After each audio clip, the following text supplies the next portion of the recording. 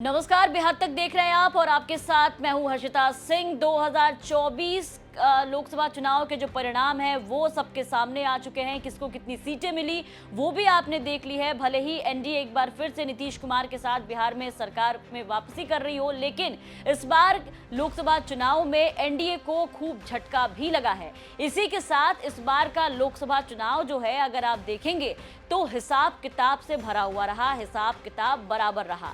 हिसाब किताब इसलिए कहा जा रहा है बराबर इस बार के लोकसभा चुनाव को, क्योंकि पिछली बार जिन सांसदों ने जिनको हराया था, इस बार हारे हुए सांसदों ने अपना बदला पूरा किया है।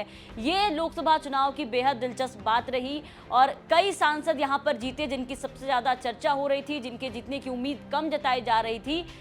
उन सांसदों में सबसे पहला नाम है मीसा भारती का। लालू प्रसाद यादव की बड़ी बेटी मीसा भारती पाटलिपुत्र से एक बार फिर से चुनावी मैदान में है। आपको बता दें कि कई बार वो यहां से चुनावी मैदान में उतरी, लेकिन रामकृपाल यादव जो कि बीजेपी के दिग्गज नेता माने जाते थे और कई बार यहां से सांसद भी रहे, उसके बाद भी मीसा भारती को रामकृपाल यादव ने करीब 2 बार हराया। लेकिन उसके बाद भी लालू प्रसाद यादव ने तीसरी बार अपनी बेटी मीसा भारती पर भरोसा जताया और एक बार फिर से वहां रामकृपाल यादव के सामने उन्हें चुनावी मैदान में उतारा।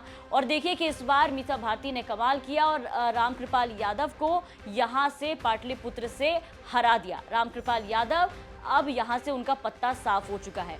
कटिहार में भी कुछ ऐसा ही सीन वहां पर क्रिएट होता हुआ दिखाई दिया।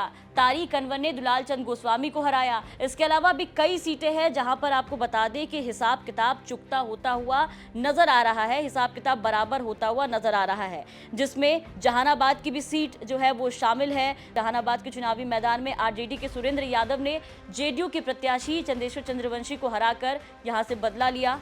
2019 के लोकसभा चुनाव में जेडीयू के जो कैंडिडेट थे उन्होंने आरजेडी के कैंडिडेट को हराया था, लेकिन इस बार यहां पर हिसाब जो है वो चुकता होता हुआ नजर आ रहा है। और कुछ ऐसा ही मुजफ्फरपुर में भी देखने को मिला। मुजफ्फरपुर में पिछले चुनाव में बीजेपी के अजय निषाद ने विकासशील इंसान पार्टी के राजभूषण निषाद को पराजित किया था, लेकिन इस बार बीजेपी ने अजय निषाद का टिकट काटकर राजभूषण निषाद को अपना उम्मीदवार बना लिया था। और इस चुनाव में अगर आप देखेंगे तो इस चुनाव में राजभूषण निषाद ने कांग्रेस के अजय निषाद को हरा करके यहां से अपना जो हिसाब है वो बराबर कर लिया है। तो कुल मिलाकर के 2024 लोकसभा चुनाव इस लिहाज से भी काफी दिलचस्प रहा। यहां पर कई सांसदों ने अपना हिसाब किताब बराबर कर लिया है। अब इन तमाम सांसदों की जीत पर आपकी क्या राय है, कमेंट करके जरूर बताएं और बिहार की तमाम खबरों के लिए आप बने रहे बिहार तक के साथ।